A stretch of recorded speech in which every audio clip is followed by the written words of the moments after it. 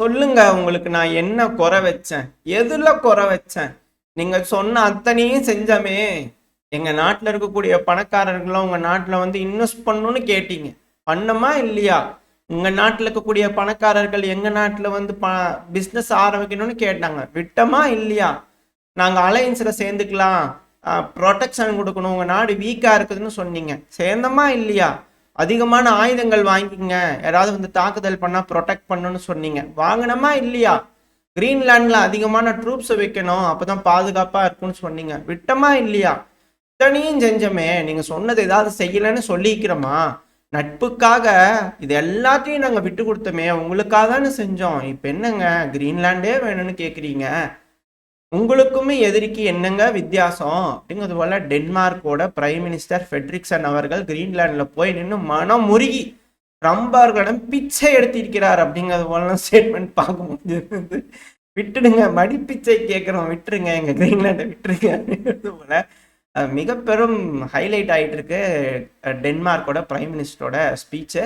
பார்ப்போம் ட்ரம்ப் அவர்கள் மனம் முருகிறாரா என்ன அப்படிங்கிறது போல. ஆனா மக்கள், அவங்க சொந்த மக்கள் சொல்றதையே காதல விழுகல. நீங்க சொல்றதெல்லாம் கேட்கவா போறாங்க? போய் வேற வேலை இருந்தா பாருங்க அப்படிங்கிறது போல அனலிஸ்ட் வந்து கருத்துக்கள் இருக்கு. ஏன்னா அமெரிக்கால மாபெரும் ப்ரொட்டஸ்ட் சொல்லியிருந்தோம் இல்லையா, இது போல ரெடி பண்றாங்கன்னு சொல்லிட்டு மாபெரும் ப்ரொட்டஸ்ட். அதுவும் போஸ்டன் பார்த்தீங்கன்னா மிக பெரும் அளவில் ஹிட் அப்படிங்கிறாங்க. ஒரு மேப் லோட இருக்கும், அதில் ரெட் கலர் டாட் இருக்கு இல்லையா, ஸோ இந்த பகுதிகள் எல்லாமே அமெரிக்கா பயங்கரமான ப்ரொட்டஸ்ட் அப்படிங்கிறாங்க. இது அமெரிக்காவுக்கு ஒரு அழுத்தம், அதுவும் ட்ரம்ப் அவர்களுக்கு ஒரு அழுத்தம். அமெரிக்காவோட அதிபரான ட்ரம்ப் அவர்கள் 100 நாள் கூட ஆகல, அதுக்குள்ள இப்பேற்பட்ட நாடு தழுவிய ப்ரொட்டஸ்டா அப்படிங்கிறது போல இருக்கு.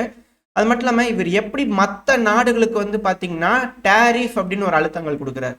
இப்போ அதே போல மற்ற நாடுகள்லாம் எப்படிலாம் பண்ணுமோ அப்படிலாம் பண்ணாங்க அப்படின்னா இது போல அழுத்தங்கள் வந்துடும். அதாவது முட்டை சாப்பாடு, அதாவது ட்ரம்ப் அவர்கள் போய் உட்கார்ந்தாருன்னா 3 நேரத்துக்கு சாப்பாடு வந்துடும். ஆனால் அங்கே இருக்கக்கூடிய மக்களுக்கு சாப்பாடு வருமா அப்படிங்கிற கேள்வி இருக்கு. ஏன்னா மளிகை கடை, நான் மளிகை கடைன்னு சொல்கிறேன், அவங்க கிராசரி ஸ்டோர்பாங்க. ஏன்னா அவங்க கொந்தளிச்சு பேசியிருந்தாங்க, மீடியாலாம் பார்க்க முடியுது பேட்டியெல்லாம் கேட்கும்போது. அதில் எத்தாப்பில் உட்காந்துருந்தவர் வேறு, அந்த வீடியோ வந்து கிளிப்பிங் என்ன வைக்கிறேன் இல்லை, நம்ம அந்த எக்கனாமிக்கல் வேறு அதை பார்க்கும்போது பார்க்கலாம். அதில் என்ன சொல்லியிருந்தார் அப்படின்னா, ட்ரம்ப் அவர்கள் இப்பதான் எடுத்துருக்காங்க, வந்திருக்கிறாங்கல்ல, நல்லது செய்வாருங்க, கொஞ்சம் அவர் செய்ய தான் போடுங்களேன், ஏன் இப்படி பண்றீங்க அப்படிங்கிற வெகுண்டு எழுந்து பேசிட்டு இருந்தாரு. அதுக்கு ஆப்போசிட் இருந்தவங்க எல்லாம் செய்ய உள்ளா.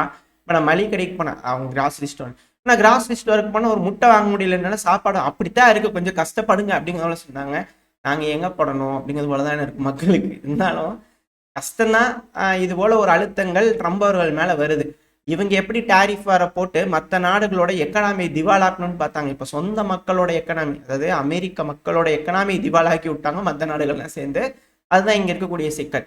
இது எப்படின்னா டாரிஃப் வர போடும்போது பொருட்களோட விலை அதிகரிக்குது இல்லையா, அதனால எல்லாமே தேங்கி நிற்க ஆரம்பிச்சிருச்சு.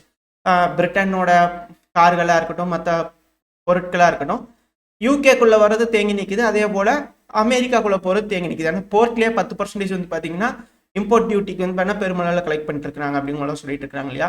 ஸோ இது போல சிக்கல்கள்னால மக்கள் பெருமளவில் பாதிப்படைகிறாங்க. இது ட்ரம்ப் அவர்களுக்கு ஒரு அழுத்தம். இது எப்படி ட்ரம்ப் அவர்கள் மீண்டு வர போறாரு, இந்த அழுத்தங்கள்லாம் தாண்டி மற்ற நாடுகளுக்கு கொடுத்த அழுத்தம், இது வந்து யார் முதல்ல பிரேக் ஆகுறாங்கன்னு பார்க்கறது தான். ட்ரம்ப் அவர்களோட கழுத்தை யார் பிடிக்கிறாங்க, மக்கள் பிடிக்கிறாங்களா, இல்லை ட்ரம்ப் அவர்கள் மற்ற நாட்டுகளோட தலைவர்களோட கழுத்தை பிடிக்கிறாரா அப்படிங்கிறது பார்த்துக்கலாம். ஏன்னா மிக பெருமளவில் போர் ஆரம்பிச்சாச்சு, வர்த்தக போர் ஆரம்பிச்சாச்சு. இப்போ இதோட முடிவு என்ன அப்படிங்கிறத பல நாடுகள் வெயிட் பண்ணி பார்த்துக்கிறாங்க. ஏன் நம்ம ஈரோப்புக்கு வந்துட்டோம் அப்படின்னா, மேக்ரான் அவர்கள் அமைதி அமைதி அமைதிங்கிறாரே, ஆனா மக்களை இப்படி கொள்றாரே இந்த மாதிரி மிசைலை ஏவி விட்டு அப்படிங்கும்போல மேக்ரான் அவர்கள் தன்னால ஏர் டிஃபென்ஸ் சிஸ்டம் அப்படி பண்ணிடுறோம், அப்படியே மீசி முறுக்கி விட்டு அது இது அதெல்லாம் வேஸ்ட்டு, ரஷ்யா கிட்ட வந்து சிப் இல்லை, ஒன்றும் இல்லை, அது இல்லை, இது இல்லை, அவங்களாம் கொலாப்ஸ் ஆகிட்டாங்க, மிசைல்லாம் இன்னும் சில மாசங்களுக்கு தான் இருக்கும் அப்படிங்கிறது போல பெருசா பேசிட்டு இருந்தாங்க. இப்போ அது எதுவுமே இல்லைங்கிறதுனால இப்படி பண்றாங்களே அப்படி பண்றாங்களே மக்கள் மேல தாக்குதல் பண்றாங்களே அப்படிங்கிறது போல இப்போ டேர்னை மாத்திட்டாங்களா அப்படிங்கிறது போல இருக்கு. சில அனலிஸ்ட் அது போல கிரிட்டிசைசேஷன் பண்ணிட்டு இருக்கிறாங்க. மேக்ரான் அவர்கள் வந்து அமைதி வேணுங்கிறாரு, ஆனா இப்படி தாக்குதல் பண்ணிட்டுக்கிறாங்க, இவருக்கு அமைதியா வேணும் அப்படிங்கிற போல கேட்டுக்கிறாங்க. ஆனா அங்க பிரான்ஸ்லயே மிக பெருமளவுல ப்ரொட்டஸ்ட், ஆயிரக்கணக்கான மக்கள், 10,000கணக்கான மக்கள் அப்படிங்கிற அவங்க பில்டப் அதை ஏற்ற மாதிரி அவங்க விட்டுருவாங்க. பட் ப்ரொட்டஸ்ட் நடக்குது பெருமளவுல. யாருக்குன்னா லீ பென் அவர்களுக்கு ஆதரவா நடந்துகிட்டு இருக்கு. ஆல்ரெடி அவங்க ஜெயிக்க வேண்டியது பொசுக்கா செஞ்சு மக்களோட மனசு கலைச்சு எப்படியோ பெரும்பான்மை வாங்கலான்னு வாங்காட்டியும் அவர் உக்காண்டாரு மேக்ரான் அவர்கள். பார்ப்போம். இதுக்கப்புறம் ஒரு எலெக்ஷன் வந்து அவங்களாம் ஜெயிக்கிறாங்களா, இல்ல லீ பென் அவர்களை நிக்க விடுறாங்களா, இல்ல அவங்களுக்கு பதிலா யார் வந்து நிக்கிறா, அடுத்த எலெக்ஷன்ல மேக்ரானோ ஜெயிப்பாரா அப்படிங்கிறது கேள்விக்குறியா இருக்கு. ஸோ சொந்த நாட்டிலே ஏகப்பட்ட சிக்கல்கள் இருக்கு. இப்ப இவர் வந்து பாத்தீங்கன்னா யூரோப் சார்பா வந்து ரஷ்யா கிட்ட பேசுவாங்களா அப்படின்ற கேள்விகள் இருக்கு. இது எல்லாமே பேசுறாங்க இல்லையா? ஸோ இது எல்லாமே எதை சொல்லுது அப்படின்னா, குறிக்குது அப்படின்னா, ரஷ்யா மேல ஒரு சாங்ஷனை போட்டாச்சு. இப்போ அந்த சாங்ஷன் எல்லாம் விலக்கணும். பெருமளவில் வந்து ரஷ்யாவோட அசெட்லாம் ஃப்ரோஸ் பண்ணி வச்சிருக்காங்க. ஸோ இதெல்லாம் இவங்களுக்கு இருக்க பாரு. உக்ரைனை விட்டுருங்க, அதை விட்டுருங்க, அதெல்லாம் பேச்சே இல்லை. இவங்களுக்கான விஷயம். ஸோ இவங்க கிட்ட ரஷ்யாவோட விஷயங்கள் இருக்கு. இப்போ இவங்கெல்லாம் விட்டு தான் ஆகணும், வேற வழி கிடையாது. அப்படி இல்லைன்னா மற்ற நாடுகள்லாம் பெருமளவில் பாதிப்படைஞ்சுக்கிட்டு இருக்காங்க, சாங்ஷன் சாங்ஷன் சொல்லிட்டு.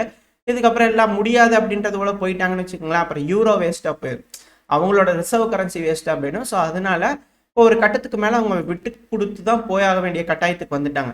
ஸோ அதனால அவங்க ரஷ்யா கிட்ட பேசணும். ஸோ அதனால யூரோப் யூனியன் சார்பாக வந்து பண்ண மேக்ரான் அவர்கள் ரஷ்யா அதிபரான விளாடிமிர் புட்டின் அவர்கள்ட்ட பேசுவாரா? ஸோ இதெல்லாம் செய்யலாங்க தலைவரை, நீங்கள் ஏதாவது சொல்லி எதாவது பார்த்து எங்களை பழையபடி சேர்த்துங்க, ஏதாவது கேஸ் ஏதாவது காசு எது வச்சு பண்ணாமல் கேட்குற மாதிரி ஏதாவது கொஞ்சம் பார்த்து பண்ணி கொடுங்க, ஏதாவது வழியில் இது போல் செஞ்சு கொடுங்க. மேக்ஸிம் பைப்லாம் ரெடி பண்ணிக்கலாம், நாங்களே செலவு பண்ணாலும் பரவாயில்ல, இல்லை நீங்கள் ரெடி பண்ணி கொடுத்துருங்க, அதில் வந்துடும் கேஸு, நாங்கள் வாங்கிக்கிறோம், நாங்கள் பார்த்து சீரஞ்சிறப்புமாக இருந்துக்கலாம், இதெல்லாம் பழையபடி பார்த்துக்கலாம், என்ன வேணால் சொல்லுங்கள், அதுக்கப்புறம் பார்த்துக்கலாம் அப்படிங்கிறவங்களே இவங்க போய் சரண்டர் ஆகிறதுக்கான வழிமுறைகளை பேசிக்கிட்டு இருப்பாங்களா அப்படிங்கிறவங்கள கேள்வியில் வருது. இதே அப்படியே இவங்க போய் மேக்ரான் அவர்கள் இதுக்கு மேலே ரஷ்ய அதிபரை பார்த்து பேசுகிற முதல்ல அவர் அப்பாயின்மெண்ட் தருவாரன்றது கேள்வி தான். ஸோ வெயிட் பண்ணி பார்ப்பேன். ஏன்னா இங்கேயே வந்து சிக்கலாக இருக்குது. ட்ரம்ப் அவர்களே நேராக பார்த்து பேசுறதுக்கு வழியில் இல்லை மேக்ரான் அவர்கள் பார்த்து பேசுவாங்களா அப்படிங்கிற கேள்வி இருக்குது. வெயிட் பண்ணி பார்ப்போம். இவங்களும் ஒரு பேச்சுவார்த்தை சுமூகமாக்குறதுக்கான வேலைகள் இறங்குறாங்க அப்படிங்கிற சொல்கிறாங்க. இல்லை ரஷ்யா உக்ரைன் பிரச்சனை பற்றி பேசுவாங்களா அப்படிங்கிறத ஒரு சந்தேகம் தான். வெயிட் பண்ணி பார்த்தலாம். ஏன்னா இப்போ ரஷ்யாவும் அமெரிக்காவும் பேசிக்கிட்டதில் வந்து பார்த்தீங்கன்னா அவங்களோட மினரல் அக்ரிமெண்ட்டு, ஸ்டார்லிங்க் வேணுங்கிற நியூக்ளியர் ரியாக்டர் டெக்னாலஜி, இது போல விஷயங்கள் தான் பேசிக்கிறாங்க. அதுதான் அவங்க ரெண்டு பேரும் பிரதானமாக பேசிட்டு இருக்கிறாங்களே தவிர உக்ரைன் ரஷ்யா பிரச்சனையில் ஏதாவது வந்திருக்கான்னு கேட்டால் அது கண் தொடைப்பு மாதிரி தான் தெரியுது அப்படிங்கிற பல அனலிஸ்ட் வந்திருக்கு. ஏன்னா எனர்ஜி இன்ஃப்ராஸ்ட்ரக்சர் மேலே அடிக்க மாட்டேன்னு சொல்லிக்கிறேன். அது 30 நாள் தான், அது எல்லாம் ரிப்பேர் ஆகிருக்கும். ரெடி பண்ணதுக்கப்புறமா அடிச்சுக்கலாம் இல்லையா? அது நார்மலாகவே விடுற கேப் விடுறது தான். இதுக்கப்புறம் ரெடி பண்ணிக்கலாமா? அதுவும் இல்லாமல் ரஷ்யாவில் வந்து அரசனல்லாம் ரெடி பண்ணி வச்சுக்கேன், அதிக அளவு ஸ்டாக் பைல் வச்சுக்கலாம். ஏன்னா இப்போ தாக்குதல் வந்து பார்த்தீங்கன்னா ருத்ர தாண்டவம் ஆடிக்கிறாங்க அப்படிங்கிறதுக்கு ஏற்ற மாதிரியான ஒரு டைட்டில் வைக்கிற மாதிரியான ஒரு சம்பவம் நடந்திருக்கு. அது உக்ரைனோட கேபிட்டலான கீவ்லலாம் பயங்கரமான தாக்குதல், பல மணி நேரம் போராடி தீயணைப்புலாம் அணைச்சிருக்கிறோம் இது போல் அப்படிங்கிறவங்களும் சொல்கிறாங்க. அது வேர் ஹவுஸு ஃப்ரீடம் டிவி நம்மளுக்கு சேனல்லேருந்து அந்த டிவியில் நிறைய பேர் பேட்டி கொடுத்துட்டு இருந்தாங்க. நம்மளும் அதை எடுத்து வந்து உங்கள்கிட்ட நானும் பல இதையும் சொல்லிக்கிட்டு இருந்தேன். இப்போ அந்த சேனலோட ஹெட் குவார்ட்டர்ஸே போட்டாங்க குண்டை. ஏங்க ரசியா அப்படி பண்ணுறீங்க, எங்களுக்கு செய்தி தர மாட்டாங்கல்ல அப்படின்னு சொல்லுறதுக்கு வந்துட்டு தான் இருக்குது, வேறு வழியாக வந்துக்கிட்டு தான் இருக்குது. பட் இருந்தாலும் சேனலோட ஹெட் குவார்ட்டர்ஸே போட்டுக்கிறாங்க. கேட்டால் அதெல்லாம் மிலிட்ரி இன்ஃப்ராஸ்ட்ரக்சருங்க, எல்லா மிலிட்ரி இன்ஃப்ராஸ்ட்ரக்சர் எல்லாத்தையும் நாங்கள் அடிச்சிருக்கோம் அப்படிங்களா ரஷ்ய தரப்பு சொல்கிறாங்க. ஆனால் இல்லை, நோயுவரான சிவிலியன் இன்ஃப்ராஸ்ட்ரக்சர் மேலே அடிச்சுட்டாங்க, மக்கள் பெருமளவில் பாதிப்படைஞ்சிருக்கிறாங்க அப்படிங்கள சொல்கிறாங்க. இருதரப்பை சொல்லக்கூடிய கருத்தை உங்கள்கிட்ட கொடுத்துட்டேன், நீங்கள் தான் அலசி ஆராய்ஞ்சு எது சரி எது தப்பு அப்படிங்கிறத பார்த்துக்கணும். மொத்தம் 130க்கும் மேற்பட்ட ஏர் அசர்ட்ஸை யூஸ் பண்ணி, ஏரியல் அசர்ட்ஸ் யூஸ் பண்ணி அடிச்சுக்கிறாங்க. ட்ரோன்கள், மிசைல்கள், க்ரூஸ் மிசைல்கள், பெலிஸ்டிக் மிசைல்கள், அது போல் அதுவும் ஏர் லான்ச்சு, சீ லான்ச்சு, அதாவது ஏர் டு சர்ஃபேஸ், சீலேருந்து சர்ஃபேஸ், அதாவது கருங்கடல்லேருந்து போர்க்கப்பல்களை யூஸ் பண்ணி, சப்மரைன்களை யூஸ் பண்ணி லான்ச் பண்ணக்கூடிய மிசைல்கள். ரெண்டாவது ஏர் லான்ச்சு மிசைல்கள். அதுக்கப்புறம் கிரவுண்டிலிருந்து surface to surface missile launch பண்ணக்கூடிய மிசைல், பேலிஸ்டிக் மிசைல்கள். ஸோ இது போல் பல மிசைல்களை யூஸ் பண்ணியிருந்துக்கிறாங்க. அட் த சேம் டைம் வந்து பார்த்தீங்கன்னா ட்ரோன்கள், இதில் 40 ட்ரோன்களை டவுன் பண்ணுறோன்னு சொல்லியிருக்கிறாங்க. ரொம்ப புவராக பர்ஃபார்ம் பண்ணியிருக்கு. ஸோ அதுதான் இங்கே இருக்கக்கூடிய விஷயம். அதாவது இதில் கிளியராக தெரியுது, ஒரு பாயிண்ட் மட்டும் கிளியராக தெரியுது, தாக்குதல்லாம் பெருமளவில் நியூட்ரலைஸ் பண்ணவே முடியல மேற்குலகத்தினால, அது கிளியராக தெரியுது. ஸோ அதுதான் மேக்ரான் அவர்கள் கண்டனங்கள் தெரிவிச்சுக்கிறாரு. ஸோ இதுக்கப்புறம் எப்படி அங்கே என்கேஜ்மெண்ட் நடக்க போகுது அப்படிங்கிறது பார்த்துடலாம், மேக்ரான் அவர்களுக்கும் ரஷ்யாவுக்கும் நடுவில். இப்போ இந்த களத்தை பொறுத்த வரைக்கும் என்ன அப்படின்னா, ரஷ்யா ஃப்ரெஷ்ஷாக ஒரு அஃபென்சிவ் ஆப்ரேஷன் வந்து எடுக்கக்கூடாது. ஸோ அந்த ஃப்ரெஷ்ஷாக அஃபென்சிவ் ஆப்ரேஷன் அப்படிங்கிறது பெலரூஸ் வழியாக வரக்கூடாது. ஸோ அதுதான் அழுத்தங்கள். அதாவது இப்போ கரண்ட்டாக ஃப்ரண்ட் லைனில் சண்டை நடந்திருக்கு இல்லையா, அது போல் சண்டை எத்தனை நாளைக்கு வேணால் நடக்கலாம், அதை பற்றி கவலை இல்லை. ஆனால் புதுசாக வந்து பெலரூஸ் வழியாக பழையபடி வந்து பார்த்தீங்கன்னா மாசான ஒரு அட்டாக் நடக்குது அப்படின்னா அதுக்கு தான் மிகப்பெரும் அளவில் யூரோப்பியன் யூனியன் தடை வச்சுக்கிட்டு இருக்காங்க. அதுபோல் பண்ணக்கூடாதுன்றதுக்கான அழுத்தங்கள் தான் கொடுத்துட்டு இருக்காங்க. ஏன்னா ரஷ்யா மேசிவாக ரெடி ஆகிறாங்க அப்படின்னா பெலரூஸ் வழியாக போய் உக்ரைன் அடிப்பாங்களா? ஏன்னா அதுபோல் அடிக்கும்போது கீவை ஈஸியாக ரஷ்யானால கேப்சர் பண்ண முடியும். ஸோ அது போல் நடக்கக்கூடாது அப்படிங்கிறதுக்காக தான் அழுத்தங்கள் அமெரிக்க தரப்புலேருந்தும் யூரோப்பியன் யூனியன் தரப்புலேருந்து கொடுத்துக்கிட்டு இருக்காங்க. மற்றபடி இந்த போர் நடந்துட்டு இருக்கிறது, ரஷ்யா முன்னேறிட்டு இருக்கிறது, தாக்குதல் நடக்கிறதுல யாருக்கும் எந்த கவலை இல்லை. அப்படிங்கள பலரும் சொல்லிட்டு இருக்கிறாங்க. அப்படியே என்னங்கள்லாம் தெரியல. ஏன்னா போற போக்கு, இவங்க பேசக்கூடிய விஷயங்கள் இதெல்லாம் வச்சு பார்க்கும்போது அப்படிதான் தோணுது அப்படின்னு பல அனலிஸ்ட் சொல்லிட்டு இருக்கிறாங்க. ரஷ்யாவோட வியூகம் என்னவா இருக்க போகுது? ரஷ்யா ஒரு பெருமளவில் ஒரு அஃபென்சிவ் ஆப்ரேஷன்றாங்க. அது திரும்பவும் களத்திலேயே இருக்குமா, ஃப்ரண்ட் லைன்லேயே இருக்குமா, இல்லை எப்படி அப்படின்ற கேள்விகள் இருக்கு. வெயிட் பண்ணி பார்ப்போம். இந்த ரஷ்யா உக்ரைன் பிரச்சனை எந்த அளவுக்கு சீரியஸாக நடக்க போதா, இல்லை அப்படியே ஸ்மூத்தாக முடிய போகுதா, என்ன நடக்க போகுது அப்படிங்கலாம் பார்த்தலாம். ஓரளவுக்கான தகவல்கள் இந்த பதிவில் பார்த்துருப்போம்னு நினைக்கிறேன். இதோட இந்த பதிவை நான் முடிச்சுக்கலாம். இந்த பதிவு எப்படி இருந்துச்சு, உங்களுக்கு பிடிச்சிருக்கா? பிடிச்சினா லைக் பண்ணிட்டு உங்கள் ஃப்ரெண்ட்ஸ் நம்மளோட ஷேர் பண்ணிக்கோங்க. அது கூடவே மறக்காம இந்த பதிவு பற்றி உங்களோட கருத்துக்களை கமெண்ட் செக்ஷனில் சொல்லுங்கள். இந்த பதிவு நல்லா இருக்குன்ற நம்பிக்கையில் அடுத்த பேர் உங்களை சந்திக்கிறேன். அது வரைக்கும் ஸ்டே சேஃப். பை.